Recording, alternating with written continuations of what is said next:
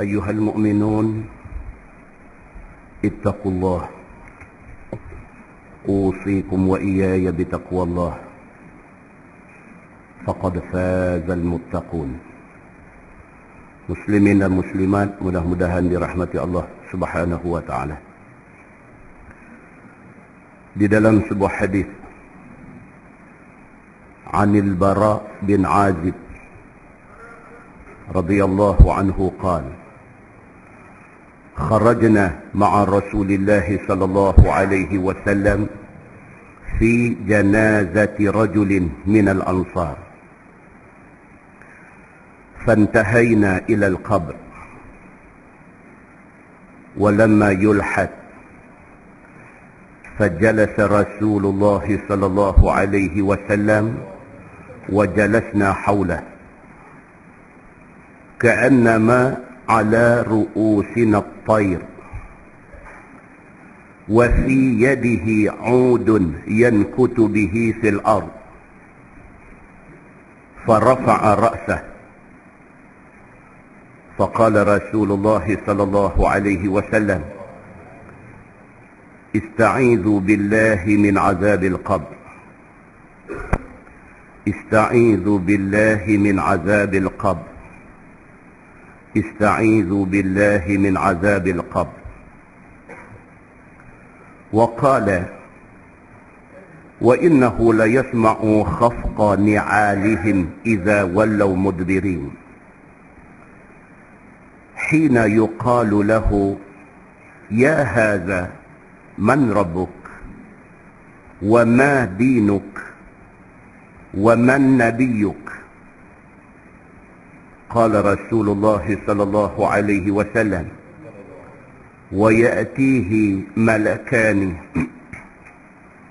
فيجلسانه فيقولان له من ربك فيقول ربي الله فيقولان له ما دينك فيقول ديني الإسلام فيقولان له ما هذا الرجل الذي بعث فيكم فيقول هو رسول الله صلى الله عليه وسلم فيقولان وما يدريك فيقول قرأت كتاب الله فآمنت به وصدقت. زاد في حديث جرير فذلك قول الله عز وجل يثبت الله الذين آمنوا ثم اتفق. قال رسول الله صلى الله عليه وسلم فينادي مناد من السماء أن قد صدق عبدي فأفرشوه من الجنة وافتحوا له بابا إلى الجنة وألبسوه من الجنة. قال فيأتيه من روحها وطيبها. قال رسول الله صلى الله عليه وسلم ويفتح له فيها مد بصره. قال رسول الله صلى الله عليه وسلم وإن الكافر فذكر موته. قال وتعاد روحه في جسده ويأتيه ملكان فيجلسانه فيقولان له من ربك فيقول ها لا أدري. فيقولان له ما دينك فيقول ها لا أدري. فيقولان ما هذا الرجل الذي بعث فيكم فيقول ها لا أدري. فينادي مناد من السماء أن كذب. فأفرشوه من النار وألبسوه من النار وافتحوا له بابا إلى النار. قال رسول الله صلى الله عليه وسلم: فيأتيه من حرها وسمومها. قال رسول الله صلى الله عليه وسلم: ويضيق عليه قبره حتى تختلف فيه أضلاعه.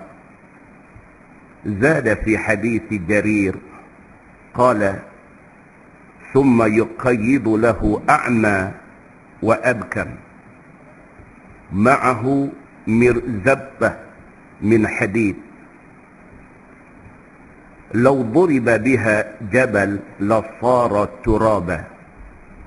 قال رسول الله صلى الله عليه وسلم: فيضربه بها ضربة يسمعها ما بين المشرق والمغرب إلا الثقلين فيصير ترابا.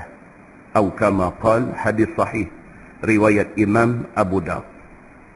Daripada Al-Bara bin Azib radhiyallahu anhu, kata dia, satu hari kami keluar bersama dengan Nabi sallallahu alaihi wasallam kerana nak menghadiri pengkebumian seorang sahabat daripada Ansar. Cerita dia, Al-Bara sahabat Nabi, dan dia ni satu, dia banyak meriwayatkan hadis cerita pasal kubur. Dia ni Al-Bara ni banyak riwayat dia berkaitan dengan kubur, berkaitan dengan azab. Dia banyak meriwayatkan hadis-hadis yang berbentuk ini.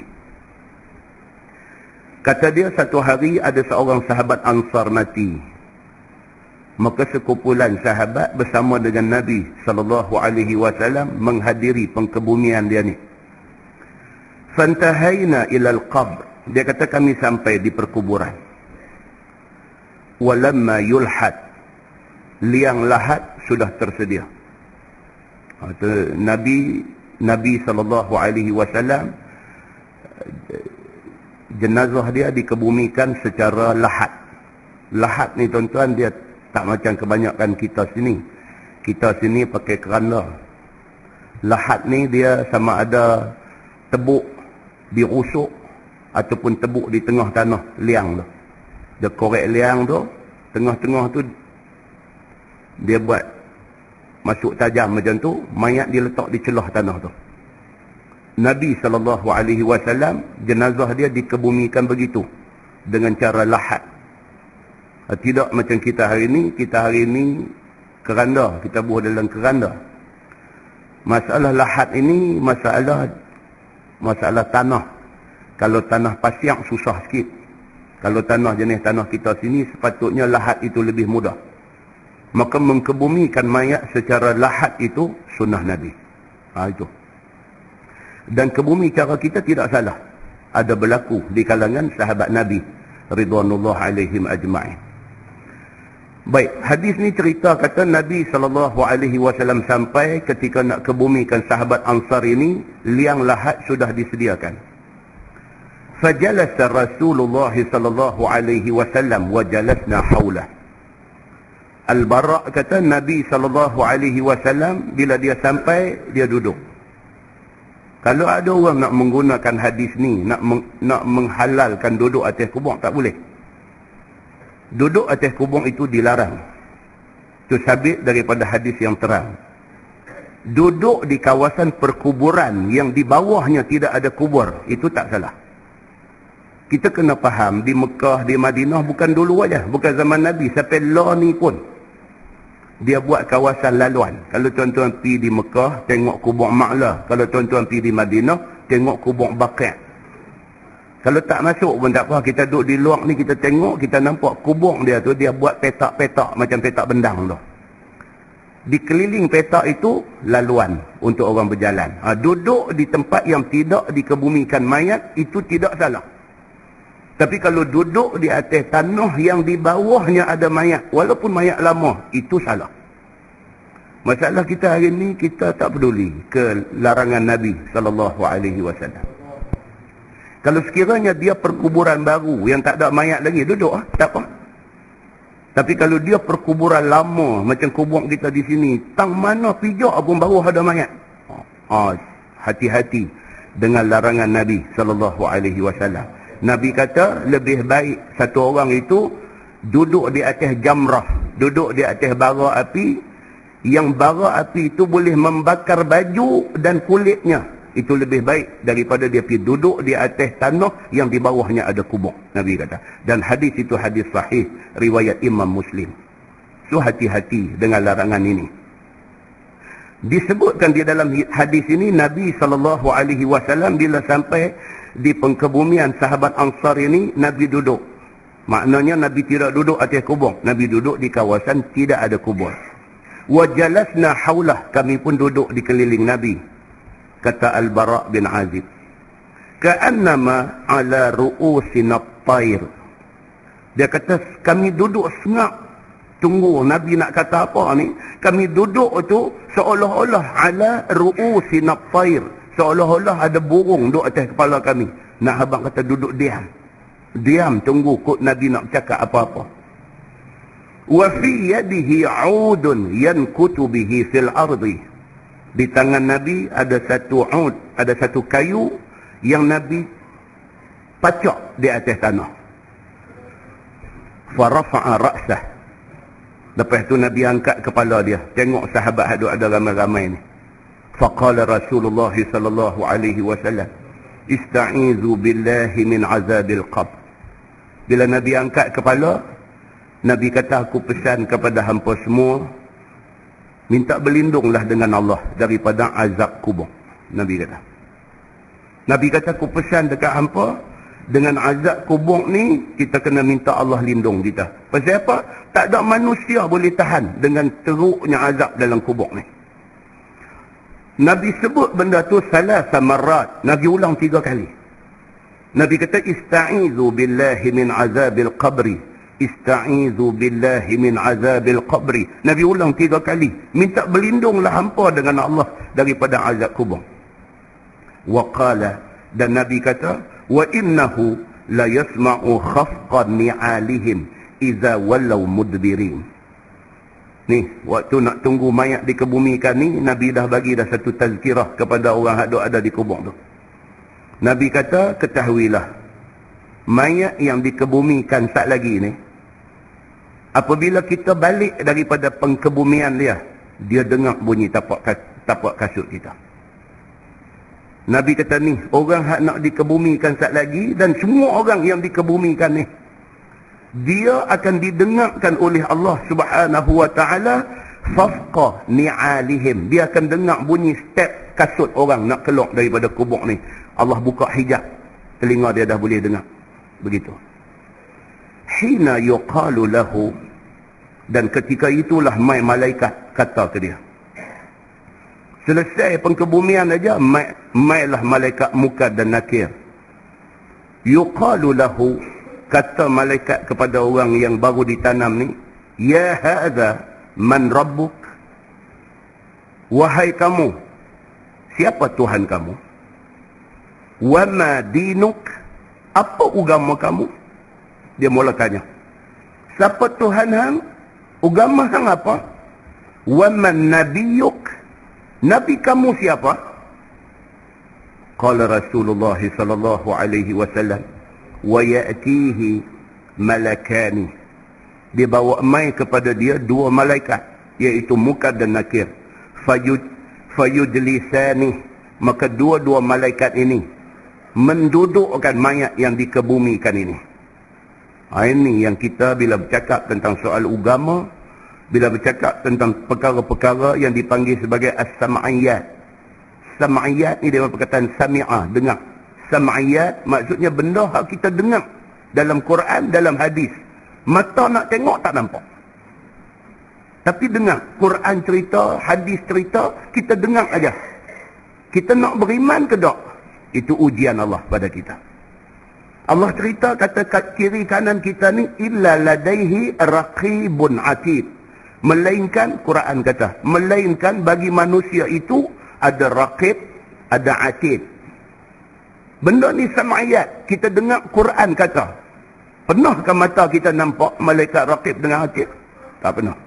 Nak percaya ke tak ke? Itu ujian keimanan. Sama hal dengan cerita manusia bila mati, bila dikebumikan, Nabi kata wa ya'tihi malakani, maka mai dua malaikat kepada dia dalam kubur ni, fayujlisani, maka dua malaikat ini mendudukkan dia di dalam kubur. Kalau kita nak ambil logik akal pada ketika ini, kacau kita. Pasal kita melihat pengkebumian tadi. Kita tengok mayat tu diletak dalam keranda, ditutup tanah rapat. Nak duduk macam mana? Kita kata, kalau kita nak akal kita memberi jawapan, sesat kita. Pasal apa? Pasal Nabi SAW cerita dekat kita macam ni. Didudukkan orang yang dikebumikan tadi, didudukkan dia di dalam kubur tu. Fayaqulani lahu. Maka malaikat dua-dua ni kata ke dia, Man Rabbuk? Siapa Tuhan kamu? Fayaqul Rabbi Allah. Kalau dia orang beriman, dia jawab Rabbi Allah, Allah Tuhan aku. Fayaqulani lahu, dua malaikat ini muka dan nakir tanya lagi, Ma dinuk?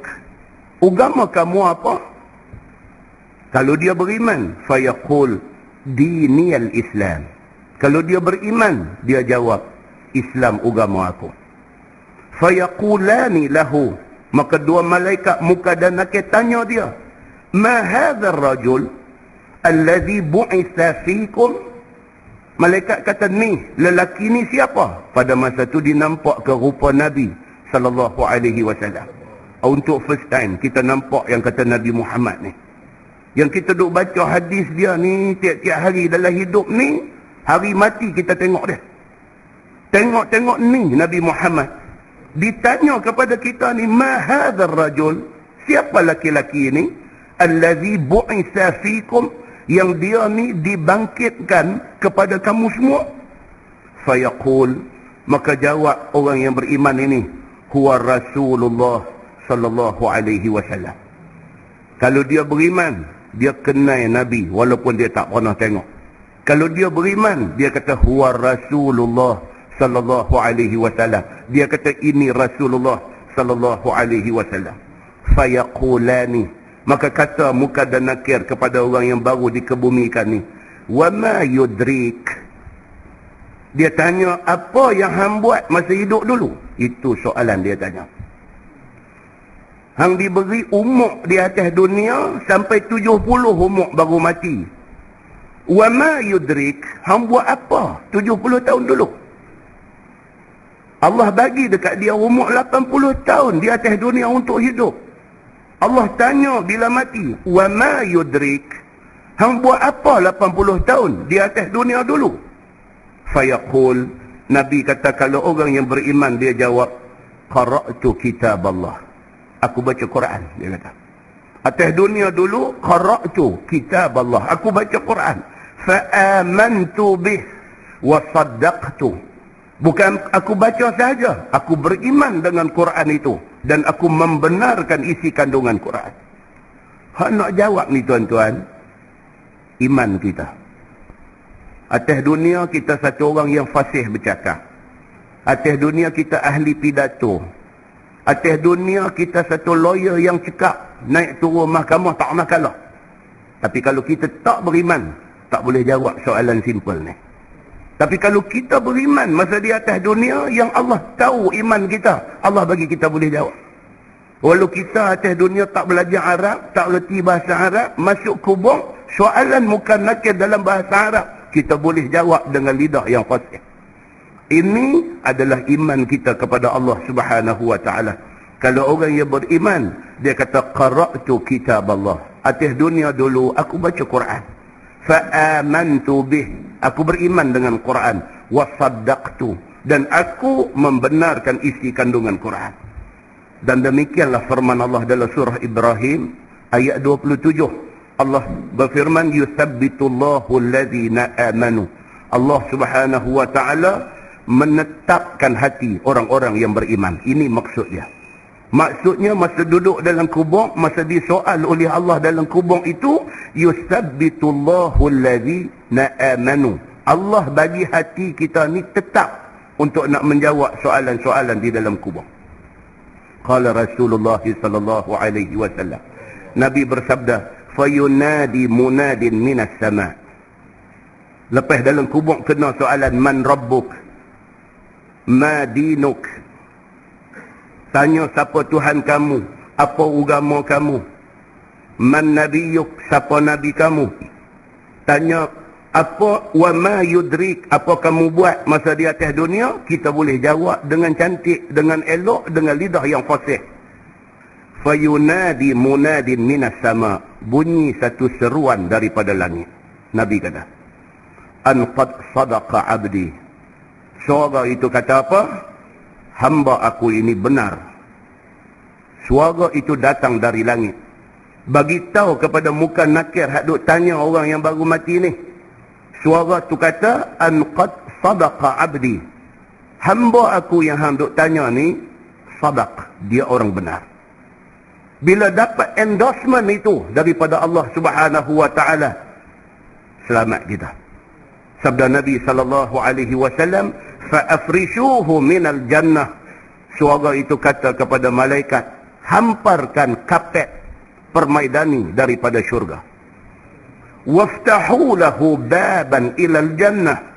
Suara itu kata dekat malaikat, buka pintu-pintu supaya dia nampak syurga di dalam kubur dia. "Wa albisuhu minal jannah." Bagi dia pakai baju-baju syurga. Ni layanan yang Allah bagi kepada orang yang beriman kepada Allah Subhanahu wa taala. Dalam kubur dapat dah. Dalam kubur tu dapat. Itu sebab mayat ni kalau sekiranya dia orang baik, hendaklah disegerakan. Pasal apa? Bila kita segerakan mayat, kita segerakan dia kepada ni semua ni, kepada janji-janji baik ni, dia dapat cepat. Kalau dia orang jahat, juga disuruh segerakan. Supaya apa? Supaya kita segera terhindar daripada jahat dia. Orang baik ni, kita cepatkan dia masuk kubur, maka cepatlah dia menikmati nikmat yang Allah sediakan di dalam kubur. Maka dihamparkan kapet daripada syurga, dibukakan pintu-pintu syurga, dan dipakaikan kepada dia pakaian-pakaian syurga. Qala fayatihi min rawhiha wa tibiha. Nabi kata, maka dibawa mai kepada dia bau wangi syurga. Tuan Allah tunjuk kadang-kadang dalam hidup ni, Allah tunjuk. Baru ni saya pergi satu masjid. Habis kuliah, habis semayang Isya, habis. Kau bisik je, kata, "Ustaz, mai Ustaz nak tunjuk satu kat Ustaz." Tak apa dia. Mai Ustaz. Bawa pergi masuk dalam kubur. Malam-malam. Tunjuk. Duk daripada atas kubur tu tunjuk. Ada satu kubur. Dia duk terbit cahaya. Saya pun terkejut. Tengok sendiri. Nampak tak Ustaz? Pergi dekat tak ada.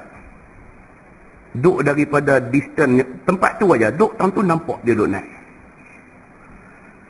Saya kata, hampa jangan heboh dekat orang.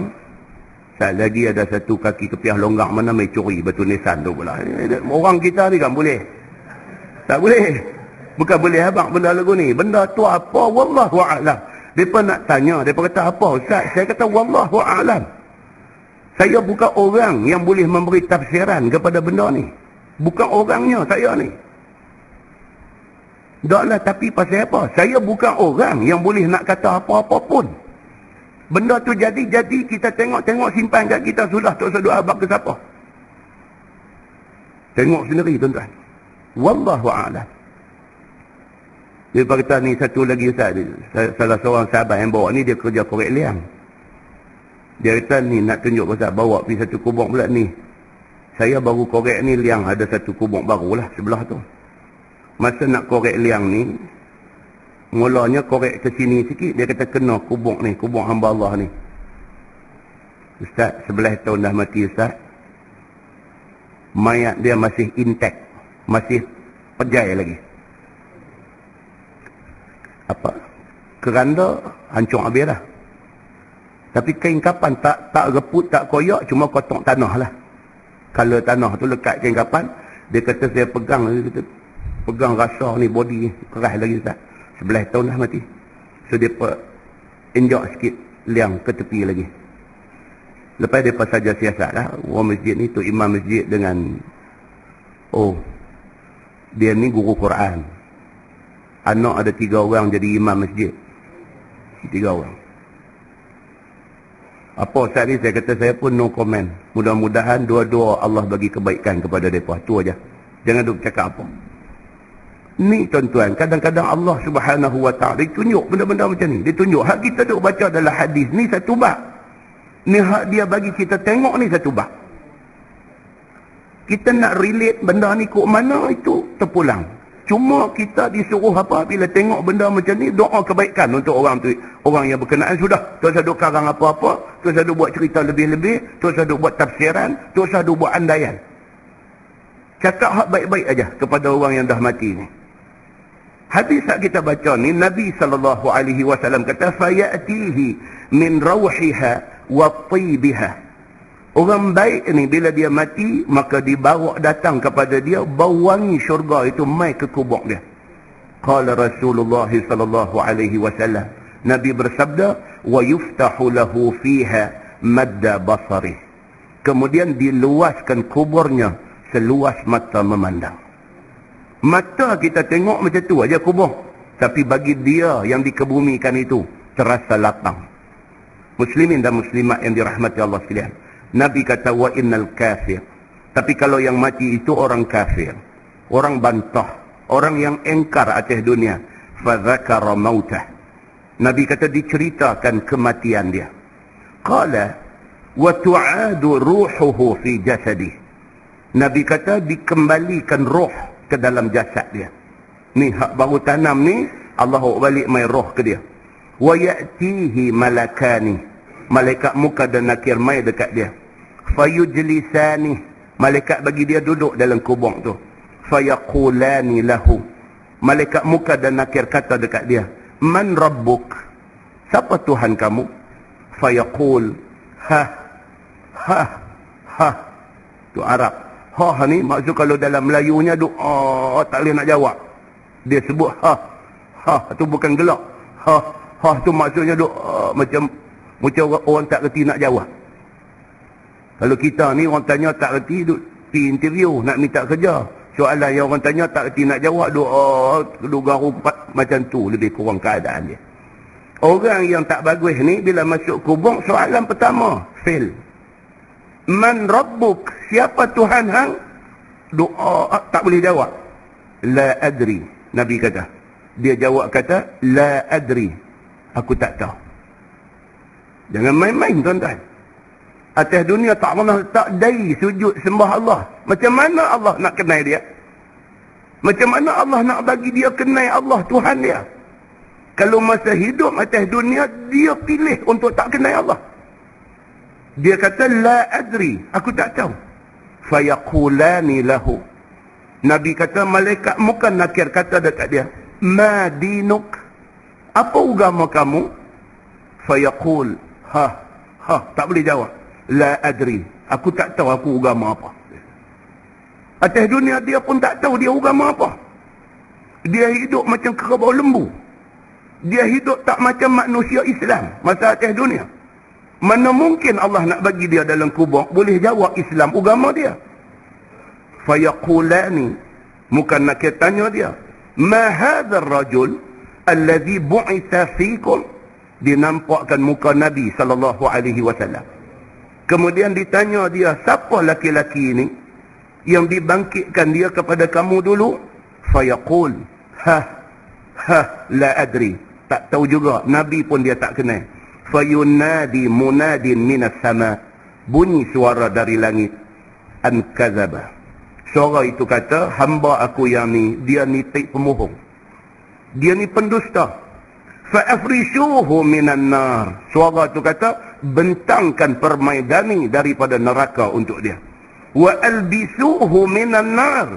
Pakaikan kepada dia pakaian neraka. Waftahu lahu baban ilan nar. Buka kepada dia pintu-pintu neraka.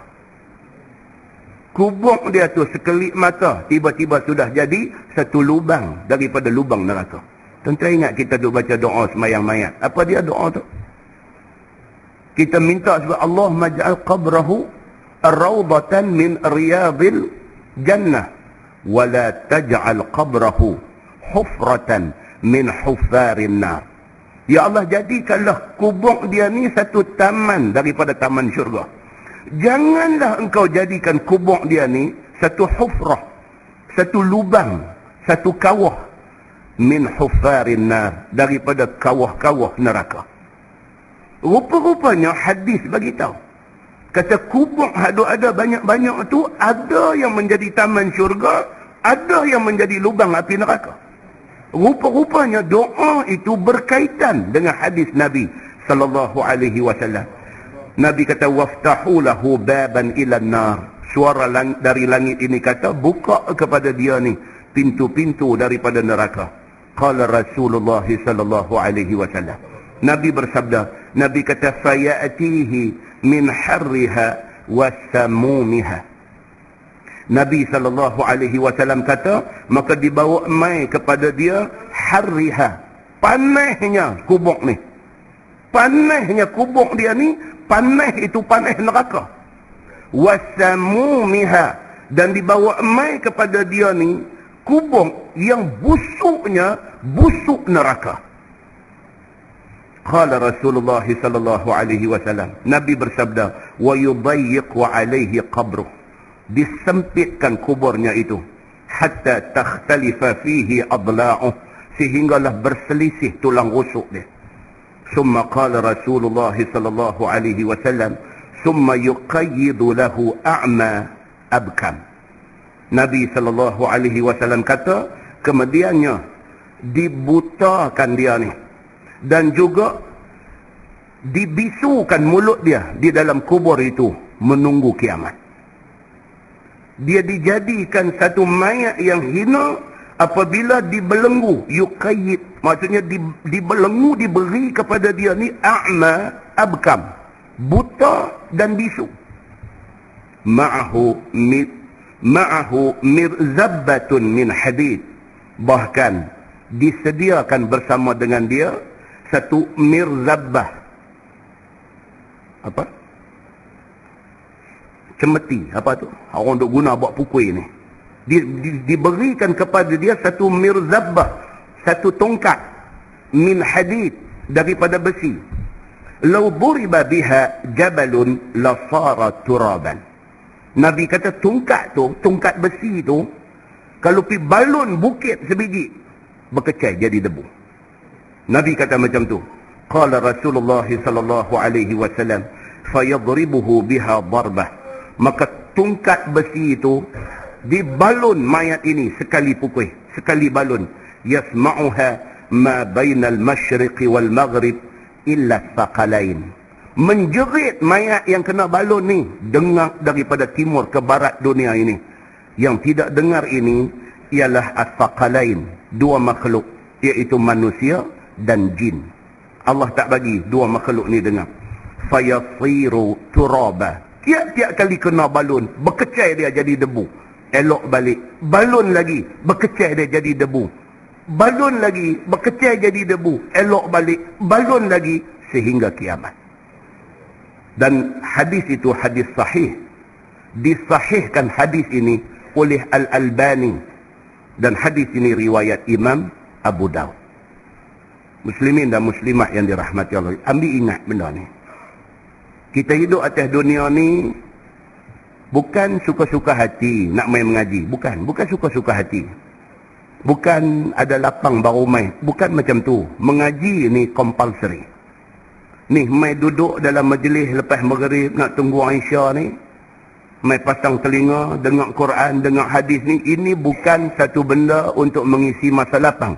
Tetapi ini adalah satu majlis yang compulsory, yang wajib kita hadir. Yang apabila kita hadir, tak banyak sikit dia cuit hati kita. Kalau kita satu orang yang duk buat halai balai semayang, insya-Allah kita jaga semayang. Kalau kita satu orang yang duk langgar tungging terbalik hukum hakam Allah, insya-Allah lepas dengar ni takut tu ada, kita pelihara lebih sikit hukum Allah. Kalau kita duk dengar selalu, maka selalulah kita dalam keadaan menjaga hukum hakam dan perintah Allah Subhanahu wa taala. Kalau kita tak dengar, tuan-tuan, apa jadi? Nabi kata, man aznaba zanban nukita fi qalbihi nuktatun sauda. Satu manusia apabila dia buat satu dosa, Allah titik dalam hati dia satu titik hitam.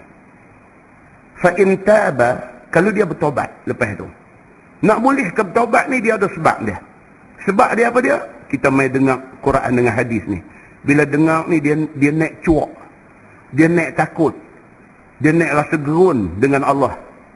Kita pun astagfirullahalazim. Korang-korang 1-2 hari tahanlah elok kita ni.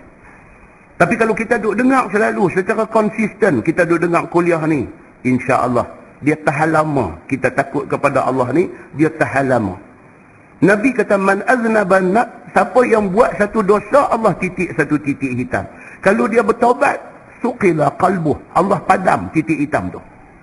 Tapi kalau sekiranya dia ni tak bertaubat, zada zalik, Nabi kata bertambahlah titik hitam itu. Kita buat satu benda, kita tak dengar apa, Quran, hadis apa tak dengar, kita buat lagi dosa. Kita tak dengar apa, kita buat lagi, kita buat lagi, kita buat lagi. Hatta yaswaddal qalbu kulluh. Nabi kata sehinggalah hati dia jadi hitam semua. Pada ketika itu, susah dah kita ni. Nasihat pun tak mau dengar dah. Quran, hadis apa pun dengar nak marah dah. Dia dah jadi macam tu. Pasal apa? Pasal kita yang memilih jalan itu. Kita pilih untuk tak mau dekat diri dengan agama. Maka pilihan kita membawa nasib malang kepada kita semua. Mudah-mudahan mukadimah itu memberi manfaat kepada kita semua, insya-Allah. Kita menggunakan Baharul Mazi jilid 3. Baharul Mazi jilid 3.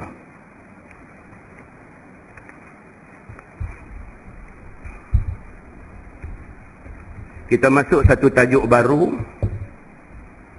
muka surat 127. Muka surat 127, tajuk baru, bab ma jaa anna awwala ma yuhasabu bihi al-'abdu yawm al-qiyamah as-salah. Itu bab yang datang pada bahawasanya awal barang yang dihisap seseorang hamba dengan dia pada hari kiamat ialah sembahyang. Tajuk malam ni dia nak beritahu kat kita. Tadi mukadimah cerita kubur. Itu baru permulaan benda dahsyat yang kita jumpa. Permulaan. Episod yang akan datang no lagi dahsyat daripada cerita kubur ni. Kubur ini baru intro saja kepada kehidupan abadi hak sebenar. Hak intro tu kita dengar pun dah takut dah. Tuan-tuan boleh bayang tak kita, tuan-tuan, blackout. Elektrik tak ada aja pun kita rimas dah. Elektrik tak ada aja, rimas telefon TNB ni tak berhenti. Elektrik tak ada. Hangatlah.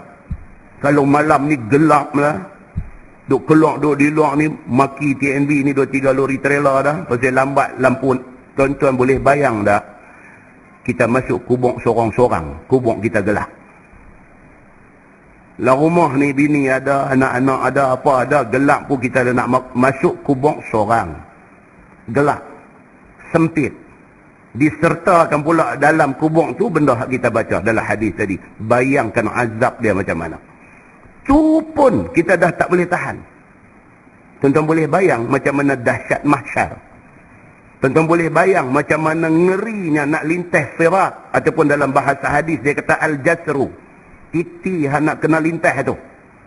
Tuan-tuan boleh bayang dah Allah bagi jadi di kiri kanan titi tu dia kata kalalib. Dijadikan pencangkok daripada besi. Kita langkah satu step dia cakok, kita langkah satu step dia cakok. Tuan-tuan boleh bayang tak Nabi kata kalau orang tu orang cukup baik, dia lintas ni macam mana kilat menyambak sampai balik sana. Ada yang kurang baik, dia lintas ni macam mana orang naik kuda laju. Ada yang lagi kurang baik, dia lintas macam orang lari. Ada lagi kurang baik, dia lintas macam berjalan kaki. Ada lagi kurang baik, dia lintas merangkak. Ada lagi yang kurang baik, dia melintas kesot. Nabi kata kesot. Dan ada di kalangan yang lintas ni, Nabi kata dia pi sikit aja cakok kalalib ni. Cakok dia jatuh isi ke dalam neraka. pi aja cakok jatuh isi di dalam neraka. Dan semua cerita ni mai daripada hadis-hadis yang sahih. Tu baru cerita Al-Jasru, cerita sirat, cerita titi, belum cerita neraka lagi. Muslimin dan muslimat yang dirahmati Allah sekalian, sampai kita di mahsyar, awwalu ma yuhasabu bihi al-'abdu yawm al-qiyamah as-salah. Di mahsyar yang kelam kabut, yang gelut, yang susah, yang cemas itu, perkara mula dia nak cek apa dia? Semayang dulu. Itu yang kata semayang ni satu benda yang sangat important, sangat penting dalam Islam. Sampai Nabi kata al-farqu bainal muslim wal kafir tarkus salah. Satu riwayat kata tarikus salah. Beza Islam kafir semayang aja. Tajuk ni dia nak cerita benda ni dekat kita. Ketahuilah saudaraku, dengan hadis yang akan datang ini menyatakan awal-awal yang dihisap pada hari kiamat itu ialah semayang fardu.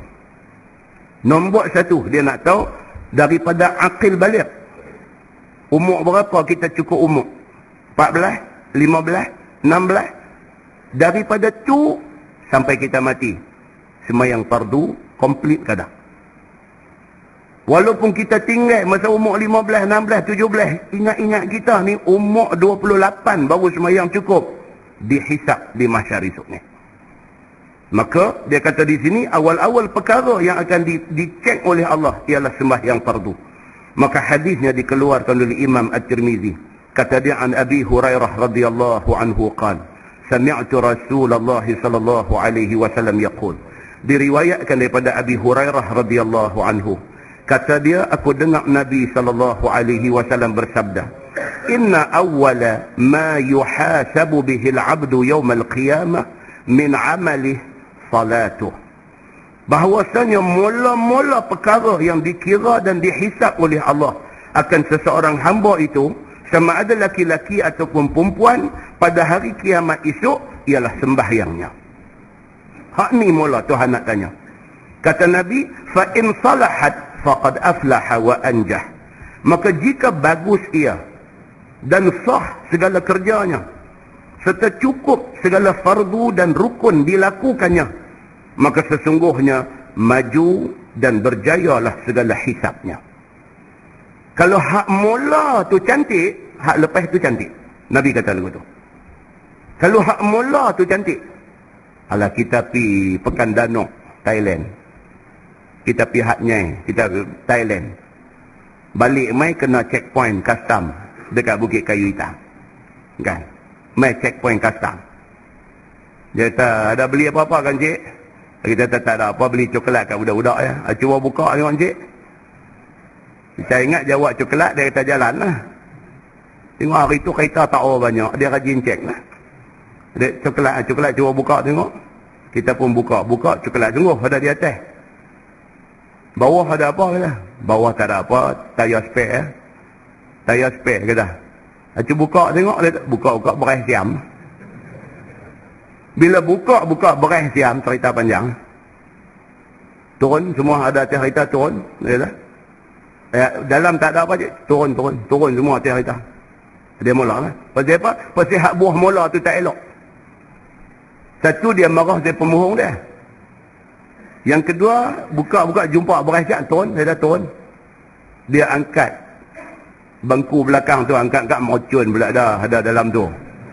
Cerita panjang lah. Cerita jadi panjang lah. Rupa-rupanya benda hadut jadi dalam dunia ni, dia adalah gambaran akhirat. Nabi SAW kata di akhirat esok ni Allah mula-mula suruh malaikat cek ni apa dia? Sembahyang fardu. Sembahyang fardu sangkut, hak lain dia akan go detail. Dia akan go detail. Satu-satu dia nanti cek. Susah kita. Kalau sembahyang fardu itu cantik, Nabi SAW kata, fa in salahat, kalau elok hal sembahyang fardu dia, faqad aflah wa anjah, maka urusan yang selebihnya mudah dan cepat dan berjaya dia. Maknanya apa tuan-tuan? Sembahyang fardu ni jaga elok-elok. Dengan tiada terhenti pada hisapnya di atas sembahyang saja, dan dihisap satu-satu kemudian daripadanya. Dan kata hadis tu, wa in fasadat faqad khaba wa khasira. Dan jika sekiranya rosak binasa sembahyang itu, bila cek tengok, oh berkelarah, buka buku rekod ni, cerita di mahsyar ni, fa'ammaman, Quran kata apa? Fa'ammaman utiya kitabahu biyaminih. Barang siapa yang dibawa mai kepada dia rekod amalan dia di tangan kanan dia, fasawfa yuhasabu hisaban yasira, maka akan dihisap dia dengan hisap yang mudah. Tapi sebaliknya, kalau mai tangan kiri, dia akan dihisap dengan susah. Inilah yang nak dicerita dalam hadis yang kita baca ni. Bila cek tengok, buka buku yang rakib dengan atik tulis ni, buka nak cari sembahyang fardu ni. Cukup umur bila? 14 tahun cukup umur. Tengok daripada umur 14, tengok umur 15, tengok umur 16, duk jumpa sembahyang raya je. Kacau. Duk jumpa sembahyang raya je. Umur 14 sembahyang raya puasa, raya haji. Umur kata dia ni apa ni? Duk mai umur 24, 25 menikah. Menikah umur 25, sembahyang jemaat ada, duk naik sembahyang jemaat pula. Raya naik sembahyang apa? Kacau. Subuh tak jumpa, Zuhur tak jumpa, Asar tak jumpa, dia duk jumpa sembahyang raya, sembahyang jemaat. Cerita panjang. Ini yang dia nak beritahu. Apabila jumpa macam ni, dia kata wa in fasadat, dan apabila rosak rekod sembahyang dia, apa jadi? Faqad khaba wa khasira, maka jadilah dia ni sia-sia dan rugi dia di mahsyar itu. Yakni tiada sah sembahyang itu dikerjakan ataupun tidak diterima sembahyangnya. Dia cek sembahyang fardu ni apa masalah. Satu, masalah paling besar, tak sembahyang langsung. Itu masalah paling besar, tak boleh tolong. Mai pula satu orang sembahyang, bukan tak sembahyang tak sah. Pasal apa sembahyang tak sah, tuan-tuan? Sembahyang tak sah ni pasal apa? Ambil ayat sembahyang tak betul. Ambil ayat sembahyang tak betul. Bila ambil ayat sembahyang tak betul, syarat sah sembahyang ni apa dia? Mesti bersuci daripada hadas kecil, hadas besar. Mandi wajib tak betul, ambil ayat sembahyang tak betul, sembahyang tak sah. Dalam rekod tak ada sembahyang. Pasal apa? Pasal sembahyang dia ditolak oleh Allah.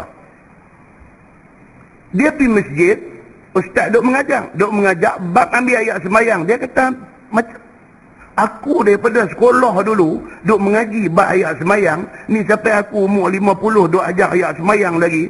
Dia kata, ni apa ni, bila tahun kita ni ilmu nak cakap pandai.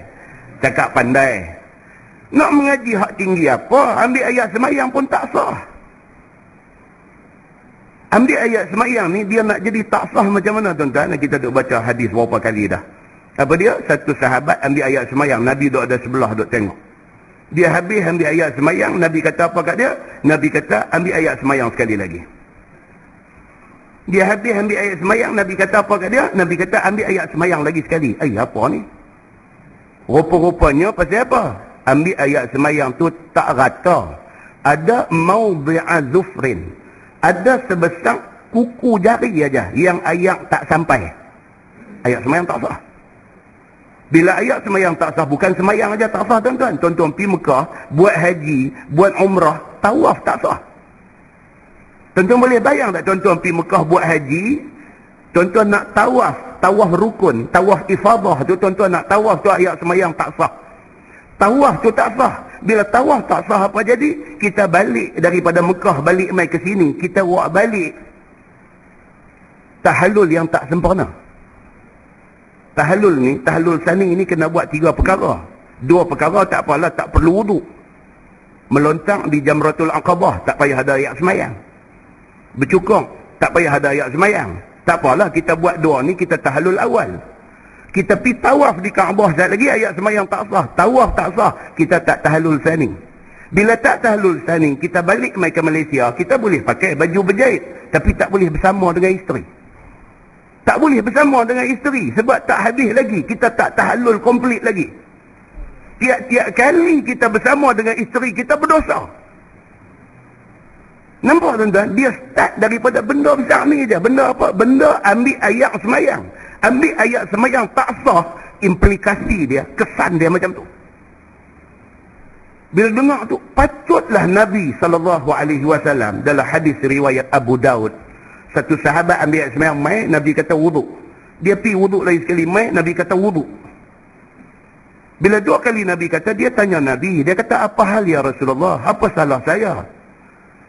Nabi kata, ayat sembahyang tak elok, ada kawasan yang tak kena wuduk. Oh, Nabi buat itu sebagai satu cara mendidik. Bila suruh dua kali kat dia kerana kesalahan tu, dia akan ingat sampai mati. So next time bila dia berwuduk, dia akan make sure wuduk dia sempurna. Cara Nabi mendidik, dia buat macam tu. Nak bagi ingat lama, jagalah dia ni selepas daripada tu, wuduk dia pastikan sempurna. Muslimin dan muslimat yang dirahmati Allah sekalian, kerana ayat sembahyang tu ambil tak sah, maka tiada sah sembahyangnya. Bila tidak sah sembahyangnya, di mahsyar itu buku rekod dia kira tak sembahyang. Baik, yang kedua pula dia kata apa? Ataupun sembahyang yang dikerjakannya tidak diterima. Ini bab lain pula. Tak sah, itu satu bab. Sembahyang sah tapi Tuhan tak terima. Ini kacau lagi. Ada beberapa hadis tuan-tuan, saya saja jot down beberapa hadis yang menceritakan tentang sembahyang tak diterima. Bukan sembahyang tak sah, sembahyang dia mungkin sah tapi Tuhan tak terima.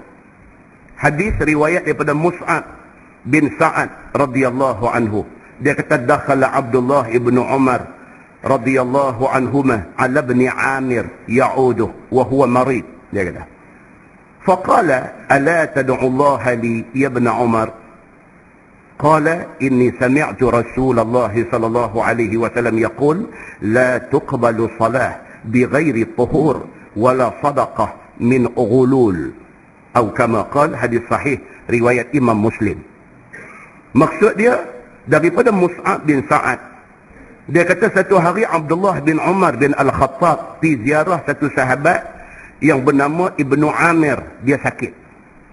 Ibnu Amir sakit. Maka Abdullah bin Umar bin Al-Khattab pergi ziarah dia. Bila sampai aja Ibnu Umar di rumah Ibnu Amir ini, kata Ibnu Amir yang sakit ni, ala tad'ullaha li ya ibn Umar? Dia kata, wahai Ibnu Umar, tolonglah doa dekat Allah bagi saya ni baik daripada sakit ni. Ini orang baik-baik, anak Sayyidina Umar Al-Khattab, dia sahabat rapat dengan Nabi. Pak dia Umar Al-Khattab pun sahabat rapat Nabi. Dia pun anak kepada Umar Al-Khattab pun sahabat cukup rapat dengan Nabi. Orang macam ni bila dia pergi rumah orang sakit dan sebagainya, orang tak lepas peluang. Ibnu Amir kata dekat dia, tolonglah doa saya sakit ni, minta supaya saya segera sembuh. Qala, kata Abdullah bin Umar bin Al-Khattab, dia kata, aku dengar Nabi SAW bersabda, la tuqbalu salah bi ghairi tuhur. Dia pergi habaq benda lain. Dia kata Nabi ada bagi tahu sembahyang tak diterima kalau sekiranya tidak bersuci. Dia kata, so hang make sure, dia kata sembahyang tu okey, tapi pastikan hang ambil ayat sembahyang hang mandi wajib, nombor satu, kena bagi sah. Lepas tu ambil ayat sembahyang bagi elok. Wala sadaqah min ghulul, dan juga Allah tidak terima sembahyang orang-orang yang bersedekah tetapi dengan duit yang tak elok. Apa kaitan tu? Dia rasuah misalnya, duit yang mai dengan jalan tak elok, dia dapat dari duit yang tak elok ni dapat 1 juta, dia bagi 500,000 buat masjid. Bukan sahaja duit 500,000 daripada sumber tak elok tu Allah tak terima, bukan tu sahaja, sembahyang dia pun Allah tak terima. Hadis itu hadis sahih riwayat Imam Muslim. Di dalam sebuah hadis riwayat daripada Safiyah, ini hadis yang kedua menceritakan sembahyang Tuhan tak terima. An ba'di azwajin Nabi sallallahu alaihi wasallam, anin Nabi sallallahu alaihi wasallam, man ata 'arrafan fasa'aluhu an syai' lam tuqbal lahu salah 40 lailah, atau kama qala, hadis sahih riwayat Imam Muslim. Daripada Safiyah, isteri Nabi sallallahu alaihi wasallam, dia kata Nabi bersabda, man ata 'arrafan, sesiapa yang mendatangi bomo, sesiapa yang pergi jumpa tok bomo, sesiapa yang pergi jumpa dukun, sesiapa yang pergi jumpa orang yang jenis ni, Arraf ni maksudnya dia mengaku dia tahu benda-benda orang tak tahu. Kita ni sakit apa pergi jumpa dia, dia pun ambil satu mangkuk potong limau nipis tabur ke atas hayang tu. Tengok tu. Dia kata bukan orang lain ni. Jenis ni. Dia kata bukan orang lain ni. Selalu duduk main rumah hang. Arraf, daripada perkataan Arafah ni maksud tahu, kenal. Arraf maksudnya dia mengaku dia tahu. Dia tahu ni hang kena ni siapa buat hang. Tapi Allah tak main lama dah dia lah. Hamba Allah yang sakit ni duk cari dalam kepala, siapa dia ni yang dulu rajin duk main, Allah tak rajin main. Dia kata aku agak dah dia ni. Betul tak tahu lagi. Tapi masyarakat rosak dah. Masyarakat dah rosak.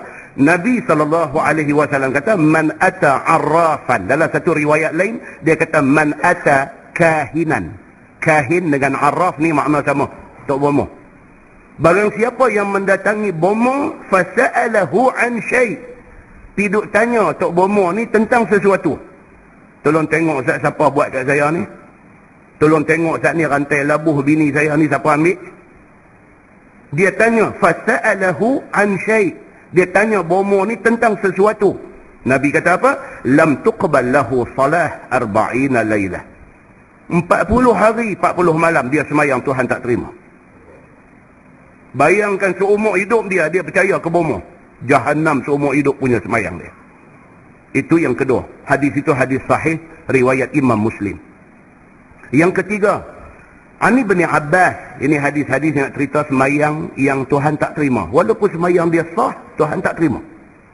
Yang ketiga, Ani bin Abbas, Ani Nabi SAW qala, kullu mukhammir khamrun. Nabi kata, wa kullu muskirin haram. Wa man syariba muskiran, bukhisat salatuhu 40 sabahan. Fa in taba, taba Allahu alaihi. فإن عاد الرابعة كان حقا على الله أن يسقيه من طينة الخبال. قيل وما طينة الخبال يا رسول الله؟ قال رسول الله صلى الله عليه وسلم صديد أهل النار ومن سقاه صغيرا لا يعرف حلاله من حرامه كان حقا على الله أن يسقيه من طينة الخبال. Atau kama qal, hadis riwayat Imam Abu Daud. Hadis ini hadis sahih. Daripada Ibni Abbas, dia kata Nabi SAW bersabda. Nabi kata, kullu mukhammir khamrun. Setiap benda yang memabukkan, arak. Nabi bagi satu general statement, satu kenyataan umum. Setiap benda, kullu mukhammir. Setiap benda yang memabukkan. Tak mesti arak. Daun ketum ke? Kan? Dia boleh jual daun ketum. Dia proses siap-siap dah. Dia panggil apa? Ayak biak ke apa ke? Siap dengan apa buh gula, bagi manis, buh dalam peti ais, bagi sejuk apa semua. Ikat 3 bungkus satu ikat. Jual. Budak-budak rempit ni pakat hidup beli. Kena-kena tu halik, meleleh, hayat liak rasa macam duduk dalam syurga. Ni, kau dalam kampung kita ni ada jual ni. Ni, kau dekat-dekat ni ada jual. Ada jual. Ada orang main tanya ustaz, dia kata nak tengok pergi kedai sekian-sekian. Dia kata ada jual bulan talam pula siap jual. 3 ikat, RM10. Kacau tuan-tuan. Baik, Nabi kata apa? Kullu mukhammir khamrun. Setiap benda yang boleh jadi mabuk, itu arak. Nabi kata. Bohlah nama apa pun. Kalau minum mabuk, arak. Dia menjadi arak. Wa kullu muskirin haram. Nabi kata setiap benda yang memabukkan itu haram. Nabi kata. Wa man syariba muskiran bukhisat salatuhu 40 sabahan. Barang siapa yang minum benda yang boleh hilang akal, boleh mabuk, boleh jadi galik, boleh jadi lalai ni, tak diterima sembahyangnya 40 pagi. Dia kata. Maksudnya 40 hari. Dikena daun ketum, mabuk, duk tidur orang pokok ketapang sampai siapa lalu pun dia tak sedar. 40 hari semayang Tuhan tak terima. Pipi baca hadis ni dekat geng daun ketum ni, dia nak heran apa? Dia memang tak semayang. Dia tahu berapa hari? Kata 40 hari Tuhan tak terima. 40 okey. Okey lah. Dia memang tak sembahyang. Nabi kata, فَإِنْ تَابَ تَابَ اللَّهُ عَلَيْهِ. Kalau sekiranya orang yang terlibat dengan minum benda mabuk ni bertaubat, تَابَ اللَّهُ عَلَيْهِ. Tuhan terima taubat dia. Ini yang kata Tuhan ni. Buatlah salah macam mana pun, bertaubat terima. Tuhan kata dia dah pergi kena arak, pergi mabuk dan sebagainya. Kalau satu hari dia bertaubat, taballahu alaih. Tuhan terima taubat dia. Fa'in ada rabi'ah. Nabi kata, tapi kalau sampai 4 kali, dia ulang lagi. Dia pergi minum, mabuk, lepas tu macam mana ke, bertaubat, aku tak mau buat dah. Dalam-dalam tak mau buat, pergi buat pula. Lepas buat pula, balik menyesal pula, bertaubat pula. Bertaubat, dalam bertaubat tu pergi buat pula. Sampai 4 kali, Nabi kata. Nampak Islam ni, sampai macam tu, punya kemurahan Allah ni. 4 kali buat. Fa'in ada rabi'ah. Apabila ulang sampai 4 kali, kana haqqan ala Allah an yasqiyahu min tinatil khabal. Nabi kata pada ketika itu, sudah menjadi hak Allah untuk mendera dia di dalam neraka esok ni dengan diberi minum kepada dia satu minuman yang bernama tinatil khabal. Nabi kata macam tu. Kalau dah buat, bertobat, buat pula, bertobat, buat pula, bertobat, buat lagi kali yang keempat. Kalau dah sampai macam ni, dia ni satu penagih daun ketum yang tegar, dia panggil. Kita panggil ketegang. Kan bahasa sedap ni dia panggil penagih daun ketum yang tegar. 4 kali dia ulang buat lagi, maka menjadi hak Allah di hari akhirat esok bagi dia minum tinatil khabal. Bila Nabi sebut macam tu, qila, satu sahabat kata, wa ma tinatul khabal ya Rasulullah? Dia kata, ya Rasulullah, tinatul khabal tu minuman apa? Qala, kata Nabi, sadidu ahli nar. Sadid maksudnya apa? Nanah yang keluar daripada penghuni neraka.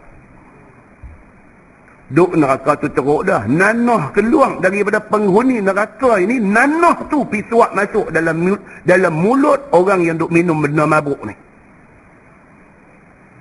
Maka diberi minum kepada dia tinatul khabal. Tinatul khabal itu apa? Sadid ahli nar. Itu adalah nanah ahli neraka.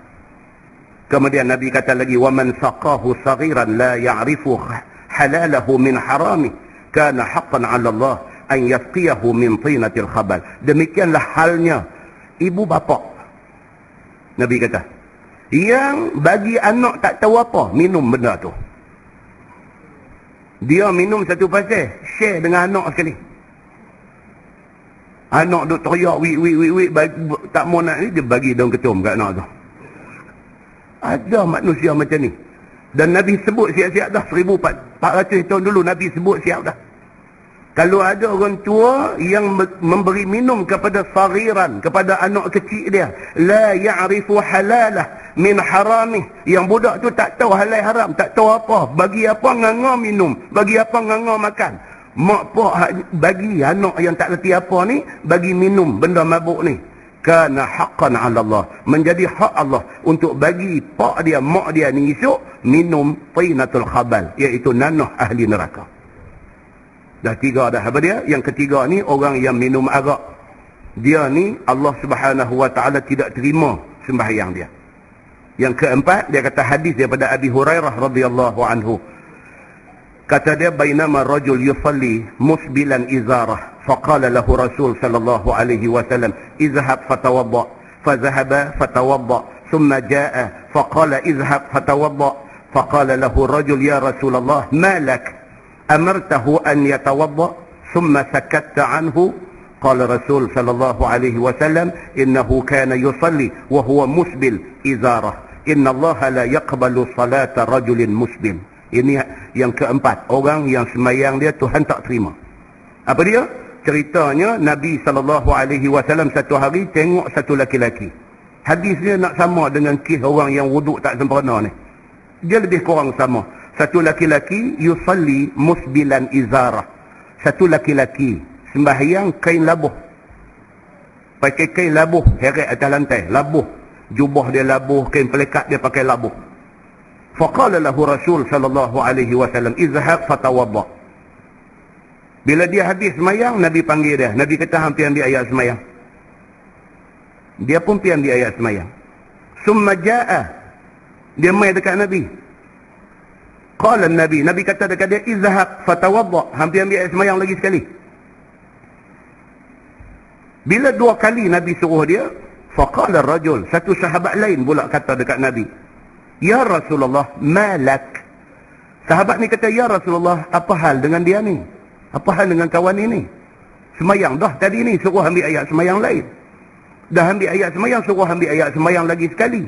Apa masalah dia ni? Amartahu an yatawadda summa sakatta anhu. Dia ni kata, Tuan suruh dia ambil ayat semayang. Lepas tu dia mai, Tuan tak habaq dia salah apa. Tuan suruh dia ambil ayat semayang lain. Ni apa hal? Qala Rasul, sabda Nabi sallallahu alaihi wasallam, innahu kana yusalli wa huwa musbil izarah. Nabi kata dia ni semayang, ni laki-laki ni semayang, kain dia labuh menutup buku lali. Wa inna Allah la yaqbalu salata rajulin musbil. Nabi kata Allah tak terima sembahyang orang laki-laki yang kain dia labuh tutup buku lali. Ada kita tahu benda ni kena jagalah.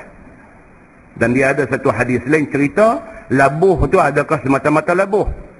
Dia ada satu hadis lain mai, dia kata labuh tu kerana khuyala, kerana sombong. Kerana sombong.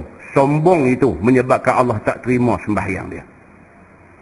Jadi kain labuh pun tak mau, sombong lagi lah tak mau. Kerana dia menyebabkan sembahyang tidak diterima. Kemudian dalam satu hadis lain dia cerita, di antara orang yang Allah Subhanahu wa taala tidak terima sembahyangnya, faqala Rasulullah sallallahu alaihi wasallam, dia kata al-mannan wal musbil izarah wal munafiqu sil'atahu bihalifil kadhib. Ini lagi 3 golongan yang sembahyang Tuhan tak terima. Yang pertama al-mannan, orang yang suka mengungkit, suka ungkit. Dia buat baik bagus dah, dia tolong orang dia apa semua bagus, tapi ungkit. Saya tolong itu ni. Kalau tak sebab saya itu perasaan. Al-mannan, dipanggil dia ni dengan nama al-mannan, pengungkit. Allah tak terima sembahyang dia. Yang kedua al-musbil izarah, lagi sekali hadis ni sebut orang yang kain labuh kerana sombong. Dan yang ketiga al-munafiq sil'atahu bil halifil kazib, orang menyaga yang cakap bohong. Orang menyaga cakap bohong. Ni musim apa lah ni? Musim durian. Dia bohong. Dia jual durian mangkak. Dia kata ni buah paling baik ni. Dia kata ni dusun saya sendiri saya tahu. Buah ni buah paling baik yang saya dah. Sekilo dia kira saya duk jual RM15 sekilo dia kata, tapi tak apalah dengan abang kira RM5 sudah. Ambil. RM15 kira RM5 dengan kita pun nak supaya awak ni aku pun tak kenal hang, pun tak kenal aku, siapa yang 15 pergi jadi RM5. Rupanya buah mangkak. Balik cekah tu pakai gigit duri tu geram. Lepas tak boleh makan. Jenis macam ini, dia menyaga dengan sumpah bohong. Allah tak terima sembahyang dia. Ini yang disebut di dalam kitab yang kita baca tadi. Apabila sampai di mahsyar, Allah hisap amalan dia. Bila hisap tengok-tengok, sembahyang dia ni khaba wa khasira. Sembahyang dia ni keadaan dia apa? Rosak dan binasa. Sembahyang dia ni, rugi dia ni. Apa hal? Sembahyang dia tidak sah. Ataupun sembahyang dia sembahyang yang tidak diterima Allah Subhanahu wa ta'ala. Maka sesungguhnya sia-sialah amalnya dan rugi dia pada sembahyangnya itu dan mewajibkan seksa kepada dia. Itu dia. Kemudian dia kata hisab di negeri akhirat. Wahai saudaraku, Quran dan hadis menyaksikan di akhirat kelak akan dihisab amal manusia. Yang ni satu akidah di kalangan kita Ahlus Sunnah wal Jamaah. Hisab ini satu perkara akidah. Kalau kita tak percaya, kafir. Dia macam tu aja. Sebab dia soal akidah. Semacam mana kita kena percaya kata Allah tu ada, macam itulah kita kena percaya kata hisab amalan itu ada. Kalau tak percaya, kafir. Sama macam kita tak percaya kata Allah ada. Itu kedudukan yang kata hal hisab ini. Dan ditimbang akan dia dengan neraca keadilan. Dia ada satu penimbang di sana yang cukup adil, yang dipantau oleh Allah Subhanahu wa taala. Dan ini satu hadis menunjukkan atas mula-mula Allah Taala hisab di akhirat ialah sembahyang 5 waktu. Maka apabila baik dan bagus sembahyang fardu itu dan tidak ketinggalan satu waktu pun, maka masa dipardukan ke atasnya di dalam dunia bahkan cukup sempurna, bahkan sah sembahyangnya itu, maka dikiralah pula amal lain kemudian daripada dihisab sembahyang fardu itu. Itu dia. Bila cek tengok dia ni memang right semua. Daripada umur 14, 15 dia balik dulu ni right semua. Sembahyang dia cantik semua. Okey dah. Sembahyang ni bukan setakat tak tinggal, bahkan sembahyang ini sempurna, sah dan diterima Allah, right semua. Maka cantiklah dia ni, dia kata. Dan sekiranya ada ketinggalan dan tiada sah sembahyangnya masa di atas dunia, maka terpulanglah timbangan hukum Allah Subhanahu wa taala. Jika Allah nak siksa dia, maka Allah menyempurnakan janjinya. Dan jika Allah nak ampunkan dia, maka diampunnya dengan kemurahan dan adil Allah Subhanahu wa taala. Kalau bila cek dia semayang memang tak tinggal, tapi semayang dia semua ada masalah. Contoh dia apa tuan-tuan? Semayang ada masalah. Contoh dia apa? Semayang yang tidak ada tamakninah. Very simple mistake yang ramai orang buat. Tamakninah ni makna dia berhenti sah.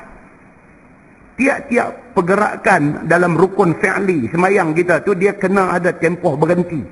Dia tak boleh continuous, dia tak boleh sampai tak ada break tu, tak ada berhenti sah tu. Kan? Kita daripada qiyam baca Fatihah, baca surah, kita rukuk Allahu Akbar. Bila duduk dalam posisi rukuk tu, dia kena kadar kita berhenti senyap tak bergerak anggota tu. Kadar dia dalam fiqh dia kata apa? Subhanallah. Dekat tu. Sekurang-kurang masa dia. Kita kena stop semua anggota daripada bergerak tu, kadar dia sekurang-kurang. Minimum masa dia Subhanallah. Barulah sami'allahu liman hamidah. Tangan jatuh beri senyap, kadar Subhanallah. Baru sujud Allahu Akbar. Sujud pun kena senyap semua anggota tu, sekurang-kurang kadar Subhanallah. Kita dah tengok orang semayang ni Allahu Akbar tuan-tuan. Dia bergerak daripada awal ni sampai tahiyat, sampai habis. Dia rokok tu Allahu Akbar, rokok tu macam dui tu, lagu tu dia dah naik balik dah. Sami'allahu liman hamidah, tangan duk hawi, lagu tu terus sujud pula. Tidak ada tamakninah. Sedangkan tamakninah itu rukun di dalam sembahyang, sabit daripada hadis. Ini bukan fiqh punya perbincangan, ini hadis Nabi sallallahu alaihi wasallam yang meletakkan tamakninah itu sebagai rukun dalam sembahyang. Sembahyang tak tinggal, tapi sembahyang dia tak diterima Allah, tak sah. Pasal apa? Pasal tidak ada tamakninah. Ini kena jaga, dia kata. Dan kalau sekiranya dia jenis macam ni, kalau Tuhan nak siksa dia, itu hak Allah. Memang Allah janji nak siksa orang tak semayang. Kalau dia siksa, itu memang dia dah janji dah. Tapi kalau Allah nak bagi ampun kepada dia, maka itu juga hak Allah untuk ampun dia. Nabi kata lagu tu. Baik, dia kata masalah semayang sunat berperanan menampal semayang fardu. Ini pula kemurahan Allah. Sifat pemurah Allah ni, dia kira apa? Kita buat semayang sunat ni, dia sebagai backup kepada semayang fardu. Kalau semayang fardu kita ada masalah. Contoh yang kata masalah tu apa dia? Kita semayang fardu tak ada khusyuk. Khusyuk tak ada. Kacau banyak dalam semayang kita ni, kacau banyak. Semayang kita tak sempurna. Pasal apa? Pasal khusyuk itu roh kepada sembahyang kita. Maka di sinilah Allah akan tengok dia ada buat tak semayang sunat. Kalau ada buat kecacatan dalam sembahyang fardu itu, sembahyang sunat ditampung. Itu dia nak abangnya. Ataupun juga termasuk di dalam kecacatan ini apa dia? Lalai rakaat. Sembahyang ni sedia lupa rakaat, dia jadi lagu tu. Sedia lupa. Tak tahu dia gaplah apa pun tak tahu, dia sedia sembahyang ni. Kira lohong asang ni duk i'ah sedia. 3 ke 4 ni tiap-tiap kali sembahyang. Kan? Itu tahap apa tak kronik lagi. Dia lagi kronik pun ada. Masa tahiyat dia duk baca Fatihah, ada juga macam ni punya kronik. Apa hal duk kacau kepala dia tak tahu. Dari bagus punya tahiyat apa semua, Tapi itu alhamdulillahirrabbilalamin arrahmanirrahim malik yaumil baca. Kan? Sampai dah waladhdallin. Aku baca apa ni? Allahu akbar tuan-tuan. Dia kacau. Ini juga yang menyebabkan cacat sembahyang fardu. Maka benda-benda macam ni ditampung oleh sembahyang sunat. Dia kata, telah diterangkan bahawasanya sembahyang fardu itu jika tidak terpakai, dia kata, sama ada tak sah ataupun tak diterima, nescaya sia-sia dan rugi. Sembahyang kita kalau sekiranya tak sah, memang write off, tak pakai. Dianggap kita tak sembahyang. Yang tu yang karut. Dianggap kita tak sembahyang kalau kita sembahyang tak sah. Ataupun sembahyang Tuhan tak terima, dianggap tak sembahyang. Baik. Dia kata, dan jika terkurang ia, maka ditampal akan dia dengan sembahyang sunat. Kalau ada cacat celah, tak khusyuk, lalai dalam sembahyang dan sebagainya, sembahyang sunat boleh tampung kekurangan itu. Demikianlah sabda Nabi SAW, fa in intaqasa min faridatih syai'un qala ar-rabb azza wa jalla. Dia kata, dan jika terkurang sembahyang seseorang itu, yakni sembahyang fardunya, firman Allah Subhanahu wa taala kepada malaikatnya yang diwakilkannya, firman Allah, unzuru hal li'abdi min tatawwu'. Tilik pandang olehmu kepada amal hamba aku yang sembahyang ni. Adakah bagi hamba aku ini, yakni yang kurang sembahyang fardunya itu, adakah baginya sembahyang sunat? Fayukammalu biha man taqasa minal faridah. Maka jika ada sembahyang sunat, maka bolehlah disempurnakan dengan dia akan sembahyang fardu yang kurang tadi. Allah kata kat malaikat ni, dia ni nampak ada masalah. Sembahyang dia sama ada tak sah ataupun tak diterima. Allah kata dekat malaikat, tengok Ustaz, rekod dia. Rekod dia dalam hidup ni, umur 70 tahun, mati ni, tengok Ustaz. Ada buat sembahyang sunat tak orang tua ni? Malaikat tengok balik ni, yang ditulis ni. Tengok balik. Ada. Dia ni tiap-tiap kali sembahyang fardu ada sunat rawatib. Okey, Tuhan kata, guna sembahyang sunat rawatib tu tampung kekurangan dalam sembahyang fardu dia. Allah kata dekat malaikat, unzuru hal li 'abdi min tatawwu'. Tengok Ustaz, dia ada buat tak sembahyang sunat? Malaikat tengok-tengok. Okey, dia sembahyang duha daripada umur dia 30 sampai dia mati umur 70. 40 tahun dia tak tinggal sembahyang duha. Tuhan kata okey, sembahyang duha tu tampung sembahyang fardu dia. Tuhan kata unzuru hal li 'abdi min tatawwu'. Tengok Ustaz, dia ada sembahyang sunat tak? Malaikat cek-cek, oh, dia witir tak pernah tinggal sebelum tidur. Tahajud dia tak pernah buat, tapi witir dia tak pernah tinggal. Tuhan kata okey, ambil witir dia, tampung sembahyang fardu dia yang ada kekurangan. Macam ni hadis bagi tahu dekat kita. Maka jika ada sembahyang sunat dia, maka disempurnakan akan barang yang kurang daripada sembahyang fardu. Masalah dia kata sembahyang sunat itu menampal apa? Dia kata, apa peranan sembahyang sunat ni? Apa benda yang dia boleh tampal, yang dia boleh tampung? Kata Ibnul Arabi, yahtamil, yakni diandaikan sembahyang sunat itu menampal ataupun menyempurnakan barang yang kurang daripada sembahyang fardu, dan juga bilang-bilangannya dengan kelebihan sembahyang sunat itu. Ada kekurangan dalam sembahyang fardu dia. Kekurangan sama ada dari segi khusyuknya atau dari segi bilangan rakaat dia terlupa dan sebagainya, sembahyang sunat boleh tampung. Dan yahtamil menampal, menyempurnakan barang yang kurang daripada khusyuk, dia kata, dan sebagainya dalam sembahyang ni. Saya beritahu, sembahyang tak khusyuk, tuan-tuan, kita sembahyang khusyuk tuan-tuan. Kita sembahyang tak khusyuk, kita tak pernah dapat pun yang kata sembahyang khusyuk tu macam mana. Tak pernah dapat pun. Macam mana yang kita duk baca dalam hadis sahabat-sahabat sembahyang ni macam mana, kita tak pernah dapat lah. Yang kata sahabat Nabi pi medan perang, anak panah menembusi perut betih. Dalam perang ni, panah musuh ni tembus perut betih dia. Sembahyang. Orang cabut arrow tu, anak panah tu cabut keluar daripada betih dia ni, dia tak sakit bila dia sembahyang. Tak tahu nak abang lah, itu khusyuk dia. Kita tak pernah rasa benda tu. Tak pernah rasa. Malam ni umur dah berapa dah, tak pernah rasa. Duk sembahyang ni, duk kacau sedia. Sembahyang tak tinggal, sembahyang rajin, tapi Tak tahu khusyuk tu macam mana, kita tak tahu.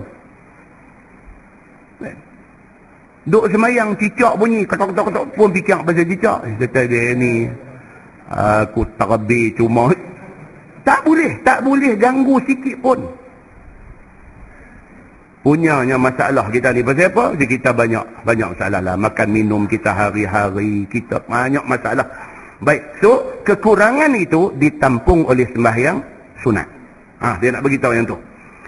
Dia kata, maka manakala mengetahui seseorang akan sembahyang sunat itu demikian kelebihannya, maka tidaklah sayogia seseorang itu kurang mengamalkan sembahyang sunat. Dah kita tahu ni, sembahyang sunat buatlah. Jangan tak buat. Sembahyang sunat ni buat. Baru ni di masjid mana ke satu sahabat tanya, lepas habis kuliah dah selesai, mayang isya, lepas habis mai tanya, dia kata, ustaz nak tanya ni, saya tak faham ni tentang witir ni. Saya nak buat witir, tapi tak, masalah witir ni adakah mesti kita tidur dan kita bangkit saat lagi nak sembahyang tahajud baru boleh buat, ataupun kita nak tidur dah boleh buat dah? Dia duduk confuse ni. Tajuk witir ni dia sama macam jamak kasar lah. Tak pernah habis cerita ni. Sembahyang witir ni sama tajuk dia macam sembahyang jamak kasar. Umur 65, 70 pun duk tanya lagi pasal jamak kasar ni, duk tak clear lagi. Pasal apa? Pasal dengar sekali macam ni, pergi dengar satu ustaz lain abang macam ni, duk keliru tu, tak tahu mati aja. Tak faham pasal jamak kasar ni, duk tak faham situlah. Kan? Kan? Daripada benda basic tentang jamak kasar ni sampai benda rantin-rantin tentang jamak kasar ni, duk confuse itulah. Dia kata, ustaz saya ni jamak kasar ni dah. Satu saya nak tanya ustaz, dia nak tanya tu pun nampak susah lah. Maknanya dia tak faham tu lagi susah.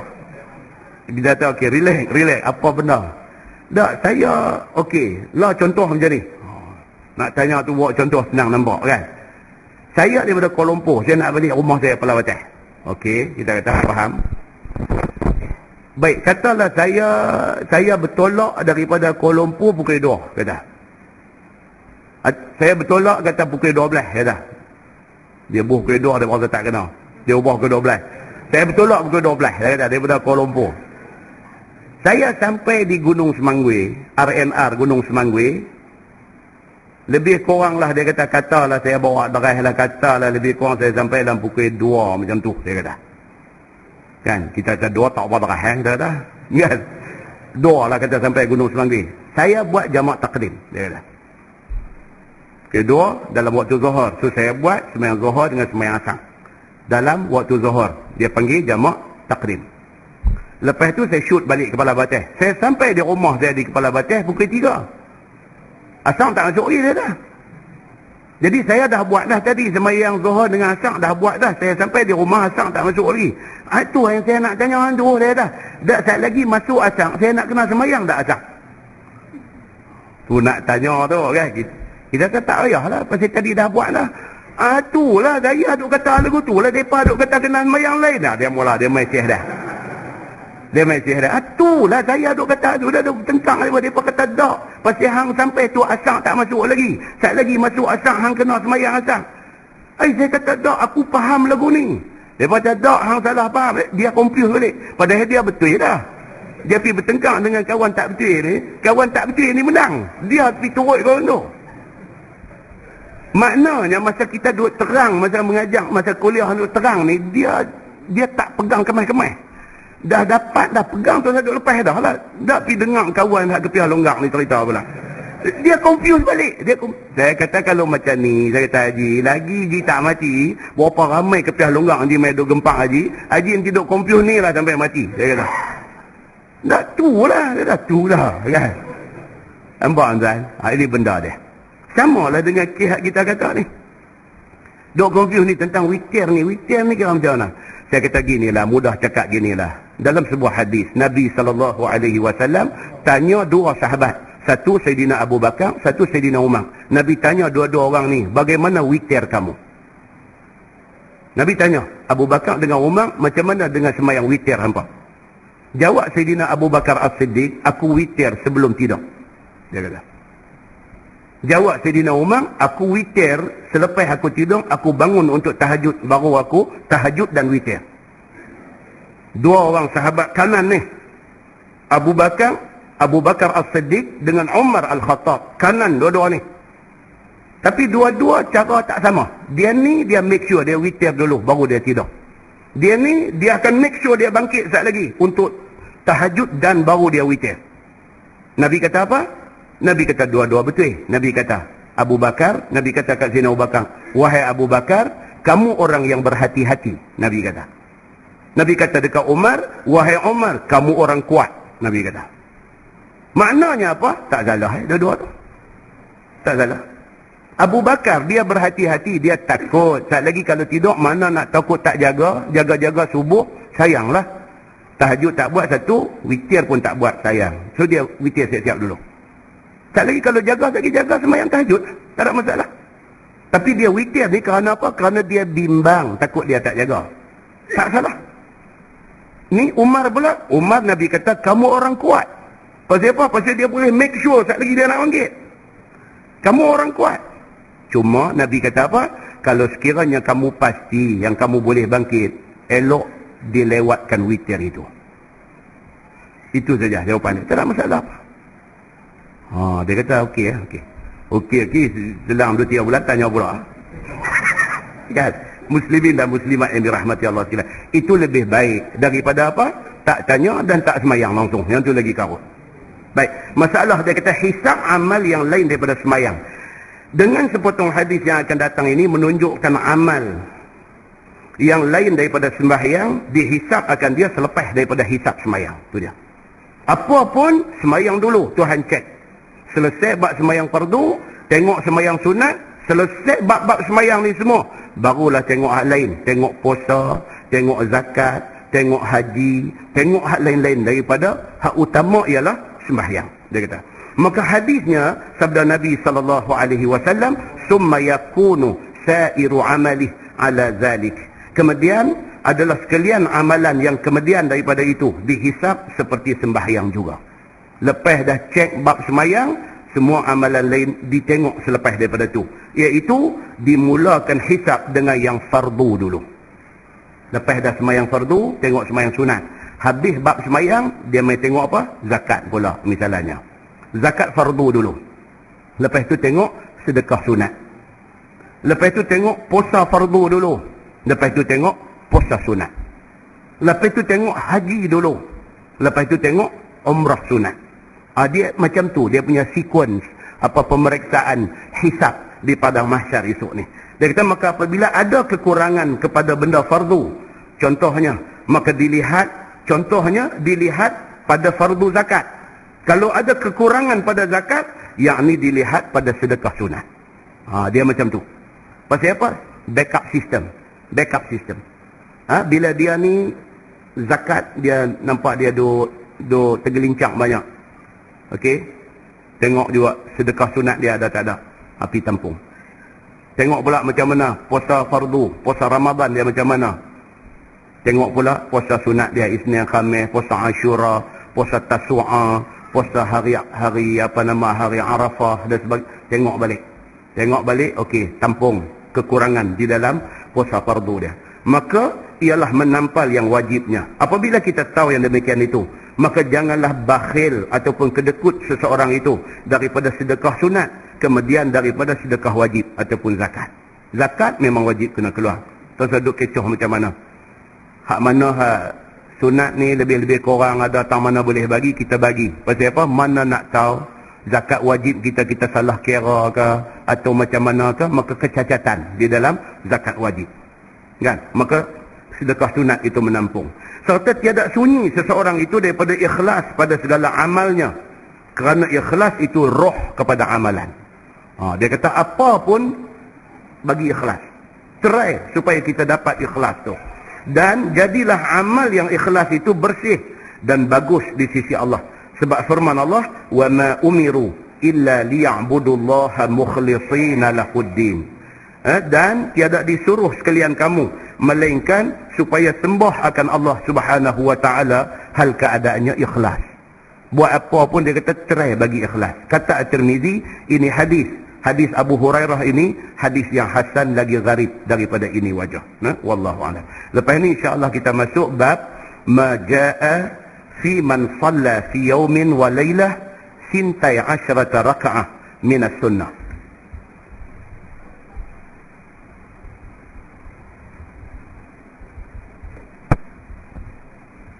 Lepas ni kita akan masuk satu tajuk cerita tentang sembahyang sunat adalah 12 rakaat sehari semalam. Dia kata sembahyang sunat 12 rakaat sehari semalam. Yang dimaksudkan dengan hadis yang akan datang ini ialah sunat rawatib. Sunat rawatib, sembahyang yang mengiringi sembahyang fardu ni. Okey, basic yang kita tahu apa dia? Subuh dia ada apa? Qabliyah, ba'diyah, hak mana ada? Qabliyah saja, ba'diyah tak ada. Okey. Kemudian zuhur, zuhur ada apa? Ada qabliyah, ada ba'diyah. Okey. Kemudian asar, asar ada apa? Qabliyah saja, tidak ada ba'diyah. Ini yang kita cerita di masjid mana baru ni. Sayyidina Umar Al-Khattab, dia pernah naik angin kepada Sayyidina Ali. Pasal apa? Pasal dia nampak Ali sembahyang 2 rakaat selepas asar. Umar ni sudah nampak Sayyidina Ali habis sembahyang asar, buat sembahyang sunat 2 rakaat, dia naik syekh. Dia terus naik syekh, dia pergi pegang Ali ni, dia kata, wahai Ali, kamu buat satu sembahyang yang aku tidak pernah tengok Nabi buat. Dan Nabi tidak pernah suruh kita buat, bahkan Nabi larang orang buat selepas asar. Umar ni, Umar dia tak boleh dengan benda-benda hak Nabi tak buat, hang jangan duk pandai buat. Ini Umar Al-Khattab, dia jenis macam tu. Kemudian Ali bagi penjelasan. Dia ada, akan datang tajuk, kita akan jumpa beberapa kes pengecualian selain daripada sembahyang bersebab. Sembahyang bersebab, contoh sembahyang bersebab apa dia? Sembahyang mayat. Sembahyang mayat, sembahyang bersebab. Sebab apa? Sebab ada mayat sekojoi di depan tu, kita kena sembahyang. Lepas sembahyang subuh ada mayat, kita tak boleh kata ni waktu haram sembahyang ni.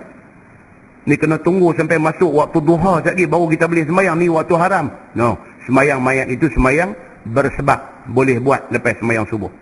Demikian juga lepas asar, boleh buat sembahyang mayat selepas sembahyang asar. Sebab sembahyang itu sembahyang bersebab. Ataupun sembahyang apa? Sembahyang tahiyatul masjid. Kita dah sembahyang asar dah. Kita sembahyang asar di masjid kita. Satu orang jemput kita pergi majlis akad nikah, nak buat di masjid. Majlis tu nak buat lepas asar. Jadi kita nak pergi, nak menghadiri majlis akad nikah. Waktu dah lepas asar, kita dah sembahyang asar di masjid kita, kita pergi masjid tu. Boleh tak sembahyang sunat tahiyatul masjid bila kita masuk masjid? Bukan sekat boleh, disuruh. Habis ni waktu lepas asar? No, ini sembahyang bersebab. Sebab apa? Sebab masuk masjid. Cuma ada orang tanya, dia teks SMS tanya, ustaz nak tanya, boleh tak lepas sembahyang subuh saya buat sembahyang sunat musafir? Pasal saya nak musafir, nak pergi Kuala Lumpur ke, nak pergi manakah, lepas subuh boleh tak immediately lepas subuh buat sunat musafir? Kita jawab kata boleh. Pasal apa? Pasal sunat musafir itu juga sunat bersebab. Tetapi, dia ada tetapi. Tetapi kalau sekiranya boleh tunggu sampai lepas waktu haram, itu lebih baik. Sebab dia sebab yang tak mendesak. Sebab yang kita boleh ejas, cuba elak daripada buat dalam waktu yang dilarang sembahyang. Ini perbahasan dalam fiqh. Dia macam tu. Jadi kita kena tahu benda ni. Pasal benda ni benda kita nak buat. Kita tak mau kita buat dalam keadaan tak tahu, dia tak jadi pahala, dia jadi dosa dekat kita. Itu kita tak mau. Akan datang kita akan tengok cerita tentang qabliyah subuh. Bagaimana Nabi SAW sendiri pernah miss qabliyah subuh. Pasal apa? Nabi terjaga, tengok-tengok dah ujung waktu dah. Masa subuh ni dah nak habis dah. So kalau sembahyang sunat qabliyah subuh, besar kemungkinan waktu subuh dah keluar waktu, maka Nabi sembahyang subuh. Tapi saat lagi Nabi buat qabliyah subuh qada, dan dia bersabit daripada hadis Nabi SAW yang insya-Allah hadis kita akan jumpa akan datang. So sambung balik yang rawatib tadi, sebelum subuh ada, zuhur sebelum dengan selepas ada, asar sebelum saja, tidak ada selepas, maghrib selepas saja. Maghrib, qabliyah maghrib ada tak ada? Tidak daripada hadis yang kuat. Hadis yang kuat kata Nabi buat ba'diyah saja maghrib. Baik, kalau buat qabliyah maghrib salah ke tak? Tak salah. Pasal ada satu hadis lagi sokong benda ni. Ada satu hadis lain mai. Hadis yang menceritakan tentang qabliyah maghrib saja. Walaupun Nabi tak buat. Sahabat buat, Nabi tidak larang. Bahkan Nabi kata pula, bila orang tanya Nabi, ya Rasulullah, ada ke qabliyah maghrib? Nabi tak respon. Sahabat tanya lagi, ya Rasulullah, ada ke qabliyah maghrib? Nabi tak respon. Sahabat tanya lagi, ada ke qabliyah maghrib? Nabi kata, ada, liman sya'ah. Ada pada siapa yang nak buat. Nabi kata begitu. Nabi buat tak? Tak ada hadis yang mencatatkan kata Nabi buat. Tapi Nabi tak larang orang buat. Bahkan Nabi kata, liman sya'ah. Siapa nak buat-buat? Nabi kata. Pasal apa yang timbul masalah ni? Qabliyah maghrib tak ada, tajuk akan datang, akan membincangkan. Baik. Kemudian Aisyah juga ba'diyah saja, tidak ada qabliyah. Kalau buat boleh tak boleh? Tidak salah. Pasal ada juga hadis yang menyokong perbuatan itu. Cuma tak buat itu lebih baik. Tak buat itu lebih baik. Kita akan tengok hadis dia itu ni satu-satu. Benda ni tuan-tuan, kita bila kita mengaji ini, kita puas hati. Daripada kita tak mengaji, tak baca hadis, duduk bertengkang, sakit hati. Bukan cakap tak puas hati, sakit hati. So bila kita mengaji, kita faham benda tu kejap elok. Oh, ini cerita dia. Oh, pasal ni timbul berbeza pendapat di kalangan ulama. Oh, punca dia tang ni, kata. Kita faham. Tentang soal apa baca bismillah dalam Fatihah misalnya, dia satu tajuk yang ada penjelasan kepada dua-dua amalan. Di Mekah, Madinah tu depa baca bismillah, tapi baca sir, baca pelan. Kita pergi Mekah buat haji, buat umrah, imam Mekah, Madinah, Saudi semua, lepas Allahu Akbar, Alhamdulillahi Rabbil Alamin, dia bunyi lagu tu, dia tak bismillah. Mula-mula terkejut, lama-lama reti. Kan? Tak apalah, kita nak tengok apa perbincangan tentang benda ni. Yang kata bismillah ni derah sama dengan Fatihah yang berikutnya ni, siapa yang kata? Imam Syafi'i. Bukan Ustaz Syafi'i. Imam Syafi'i yang kata. Apa hujah Imam Syafi'i? Kita baca. Baru kita faham. Oh, kita jangan downgrade Imam Syafi'i. Kita kata dia tak betul. Kita kata, no, tak boleh. Masing-masing ada hujah dan ini ijtihad. Imam-imam mazhab tidak akan buat benda yang dilarang oleh nas. Mereka cuma berbeza pendapat dalam memahami nas. Hak tu hak kita nak faham. Bila kita mengaji, tenteram rasa, baru kita faham. Sebelum kita nak overview semua ni, kita rasa bergolak sikit. Bila kita overview, dia tenteram. Oh, okey, aku faham. Isu ni dah bertahun aku duduk jadi masalah, hari ni baru puas hati, dia kata. Kan macam satu sahabat lah dulu, bila kita baca di masjid mana tu, Sungai Rambai apa dulu, ada satu kita baca hadis cerita tentang larangan angkat tangan waktu khutbah yang kedua hari Jumaat. Khutbah yang kedua hari Jumaat tu ada doa. Bila khatib baca doa tu, orang ni ada macam-macam. Ada yang angkat tangan siap ngamin dengan angguk ni, ada yang lagu buat relax, duk dengar lagu tu saja kan. Tak apalah, nak kita ni macam mana? Kita duk balik kanan lagu ni duk amin, balik kiri lagu duk buat relax. Dia tak tidur tapi dia tak angkat. Kita ni aku nak angkat ke tak tu. Tengok balik kanan, tengok lagu misai tak ada, janggut saja, karan juga dia ni. Tengok balik kiri, dia ni pun serban nampak kemas juga. Jadi kita pun angkat sat, letak sat lagu angkat sat, kita buat hati kau tengok. Tak mau lah, lagu tu cerita orang tak reti. Orang tak reti, kita kena reti benda ni. Kalau angkat pasal apa? Apa alasan hang? Nas yang hang pegang di mana? Siapa yang menghuraikan nas tu sampai hang ambil keputusan nak buat macam ni? Dia ni tak angkat pasal kita kena reti. Bila kita buat satu benda, yang pentingnya kena reti.